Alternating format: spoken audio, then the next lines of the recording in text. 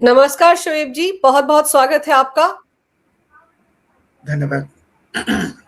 अपने दर्शकों को बता दूं कि बांग्लादेश के वरिष्ठ पत्रकार शोएब चौधरी जी इस वक्त मेरे साथ मौजूद हैं। बांग्लादेश में क्या कुछ चल रहा है उस बारे में उनसे चर्चा करेंगे। शोएब जी, आज तो भारत सरकार ने भी, एमईए ने भी एक स्टेटमेंट जारी किया है और कहा है कि दीपू दास के साथ जो हुआ है, उसके जो हत्यारे हैं उनको गिरफ्तार किया जाना चाहिए और बहुत चिंता हो रही है भारत सरकार को हिंदुओं के साथ वहां पर जो कुछ हो रहा है। आप इस पूरे मामले को, जो इस तरह से आउट ऑफ कंट्रोल हो गया है, जिहादी सड़कों पर उतरे हुए हैं, हिंदुओं को टारगेट कर रहे हैं, भारत के खिलाफ नारेबाजी हो रही है, इस पूरे सिनेरियो को आप कैसे देख रहे हैं? बहुत बहुत धन्यवाद अंजू जी। देखिए, बांग्लादेश में पिछले साल के जिहादी तख्ता पलट के बाद धीरे धीरे पाकिस्तानी आईएसआई, पाकिस्तानी आर्मी, इनकी जो आना जाना बढ़ गई।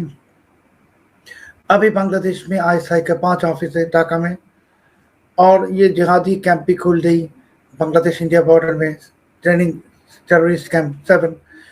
इसमें लश्कर तैयबा का कैंप है, जैश मोहम्मद का है, और भारतीय जो उल्फा का जो कमांडर है परेश बरो, उसको बांग्लादेश में ले आई। अभी वो ढाका में है परेश बरो। सो जो नारेबाजी की या कोई भारतीय हाई कमीशन के ऊपर अटैक, या जो दीपू चंद्र रॉय की जो मृत्यु और भी कोई अत्याचार चल रहे हिंदू के ऊपर, ये पूरे पाकिस्तानी आईएसआई की ब्लूप्रिंट। महीने में पाकिस्तानी आईएसआई तकरीबन 20 करोड़ टाका खर्च कर रहे ये सब काम में। दीपू चंद्र रॉय के खिलाफ लगा दी धर्म अवमानना की या ब्लास्फेमी की एलिगेशन, इल्जाम। कल ही investigation agency rapid action battalion ने प्रेस कॉन्फ्रेंस करके कहा कि दीपू चंद्र रॉय ने कोई धर्म अवमानना नहीं की, और अभी तक 10 सस्पेक्ट को गिरफ्तार हो किया, मगर इनमें से किसी को भी रिमांड में नहीं ले। अगर आप रिमांड में नहीं ले जाते हो, पूछताछ नहीं करते हो, तो डिटेल्स नहीं मिलेगा। और आप कह रहे हो खोने की तलाश में है, खोने की तलाश की कोई जरूरत है नहीं, पूरे की पूरे चीज वीडियो में है। खोने के चेहरे देखो वीडियो में, अरेस्ट करो। हमारे को लगता है कि ये जो 10 का अरेस्ट किया है, इसको 2-3 दिन में छोड़ भी देगा, ये आई वर्ष बिल्कुल। क्योंकि बांग्लादेश में अभी जो यूनुस की तानाशाही, ये पाकिस्तान के पर्पस सर्व कर रहे। और कल ही दीपू की जो घटना है, ये परसों का है, और कल ही बांग्लादेश की और एक जिला में, झुनाइदह में, एक हिंदू रिक्शा पुलर, रिक्शा वाला, उसका नाम है गोपाल या गोविंद।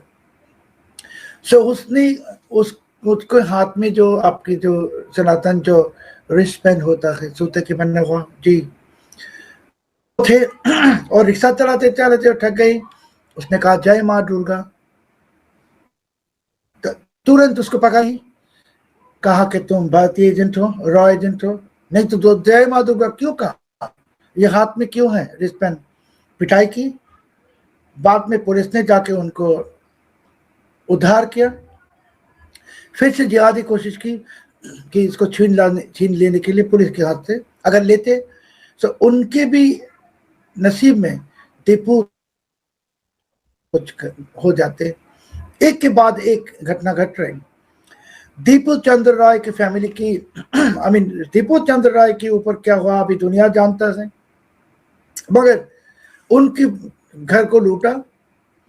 उनकी फैमिली में जो औरतें हैं, बहनें हैं, बेटियां हैं, इनके साथ भी बहुत कुछ बेइज्जती की, मैं ऐसे बात कहूँगा। उसका कोई बात नहीं कर रहे कोई। बांग्लादेश को पाकिस्तान आईएसआई ने एक जिहादिस्तान बनाने की पूरी कोशिश में है। भारत के साथ जो लफड़ा कर रहा है यूनुस कर रहे हैं पाकिस्तान के इशारे पे, क्योंकि वो पाकिस्तान की गोद के कुत्ते हैं। और बांग्लादेश की सेना अनफॉर्चुनेटली, बांग्लादेश की सेना आप देखेंगे डेली स्टार के दफ्तर में जब अटैक हुआ, वो एटाकर के सामने ऐसे हाथ जोड़ के कह रहे कि हमें 20 मिनट की मोहलत दो, हम पत्रकारों को ले जाते, बाद में तुम जो जो जो करना है कर दो। सो जब एक देश की सेना आतंकवादी के सामने, जिहादियों के सामने ऐसे करके खड़ा होता है, मिनती करता है, सो इस देश के भविष्य बहुत ही खराब है। एंड बांग्लादेश में पत्रकार की बात तो आप जानते हैं क्या हो रहा है। बांग्लादेश से ऐसे ही पिछले साल से पत्रकारों के ऊपर हेवी सेंसरशिप है। 300 पत्रकारों के खिलाफ मुकदमा है, वो भी सब मर्डर केस। कोई पत्रकार कुछ भी कहता है उसको बंद करता है एंटी टेररिज्म एक्ट। पत्रकार टेररिस्ट है? पत्रकार खूनी है? नो। मगर बांग्लादेश में हालत ऐसी होगा। अगर आप पूछेंगे भाई आप तो बांग्लादेश में बैठे हो, ढाका में बैठे हो, आपको कुछ नहीं कहता है यूनुस? शायद यूनुस मुझे कहने में डरता है इसके लिए कि एक अंग्रेजी में कहावत कहता है, journalist who dares to challenge the autocrat he becomes dangerous to this autocrat। तो मैं तो यूनुस को चैलेंज करता हूँ ओपन में, आपके चैनल पे भी नहीं, बहुत सारे टीवी चैनल्स में रोजाना चैलेंज कर रहा हूँ, इसके लिए वो डरते हैं। मगर हमारे जो सहयोगी पत्रकार बांग्लादेश में बाकी सब है, हमारे भाई देता है, बहन देता है, इनके ऊपर तो एक शुद्ध सेंसरशिप नहीं, एक आतंक, एक बहुत ही फियरफुल सिचुएशन क्रिएट कर रखा है यूरोप ने। वो जो वहां पे दो बड़े बड़े अखबार हैं, वो अखबार तो प्रो यूनुस ही हुआ करते थे, मैंने सुना, लेकिन उनकी जो बिल्डिंगें जलाई गई, पत्रकारों को मारने की कोशिश हुई ना, कैसी तस्वीरें आ रही थी, कैसे रो रहे थे, बिलख रहे थे पत्रकार। देखिए जो दो न्यूज़पेपर के दफ्तर में अटैक हुआ, डेली स्टार और प्रथम आलो, दोनों ही एंटी इंडियन पब्लिकेशन है, दोनों ही यूनुस की सपोर्टर है, दोनों ही पिछले साल की जिहादी तख्तापलट के लिए बहुत कुछ किया, हसीना के खिलाफ लगातार प्रोपेगेंडा की। जो मैंने कल परसों बहुत सारे टीवी चैनल्स में कहा कि ये जो फ्रैंकेनस्टाइन इन्होंने पैदा की, अभी फ्रैंकेनस्टाइन वापस गई उनके मालिक को बर्बाद करने के लिए। सो डेली स्टार प्रथमा लोग को अभी शायद होश आएगा कि जिहादी को आप अगर पेट्रोनाइज करते हो, भारत विरोधिता करते हो, उसके नतीजा क्या होता है वो अभी देख रहे हैं। और भी आप एक पत्रकार के बात नहीं कहा है, नूरुल कबीर न्यू एज के एडिटर, इनको भी पिटाई की, और न्यू एज भी यूनुस के सपोर्टर है, जिहादी को सपोर्ट करते हैं। सो ये सब पत्रिका, ये इनके तैयार हुआ दानव अभी इसको खत्म करेगा।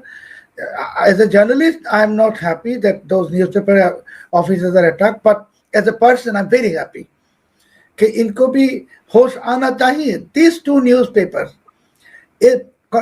लगातार जिहादियों को सपोर्ट किया, इस्लामियों को सपोर्ट किया, और यूनुस के जो एडवाइजरी काउंसिल है, जो सब के सब फॉरेन पासपोर्ट होल्डर, इसमें से मैक्सिमम वही डेली स्टार में नहीं तो प्रथमालो में कॉलमिस्ट है। इन लोगों को डेली स्टार ने और प्रथमालो ने ही यूनुस के एडवाइजर काउंसिल में दिया। अभी जब उनके घर पे तांडव हो रहा था 18 तारीख रात, कोई आया नहीं इनको सेव करने के लिए कि मैंने क्या कहा, कर्मा है ना, कर्मा आप लोग कहते हैं।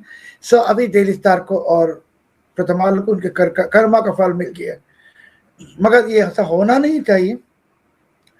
हमारे इतनी आशा है कि बांग्लादेश की बाकी सारी जो न्यूज़पेपर से इनको कोई होश आएगा कि आने वाले दिनों में ये जिहादियों को और जो कट्टरपंथी जो लोग हैं इसको कोई सपोर्ट नहीं करेगा।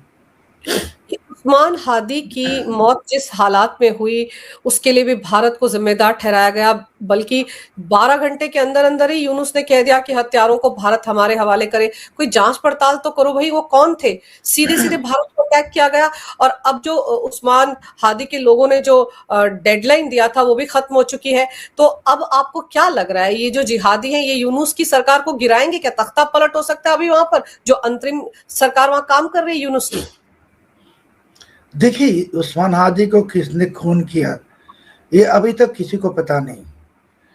और वो खून होने की, उसको खून नहीं, उनके पास अटैक होने की 5 मिनट में जिहादियों ने कह दी कि इसके पीछे भारत है और इसके पास पीछे शेख हसीना के पार्टी अवामी लीग है।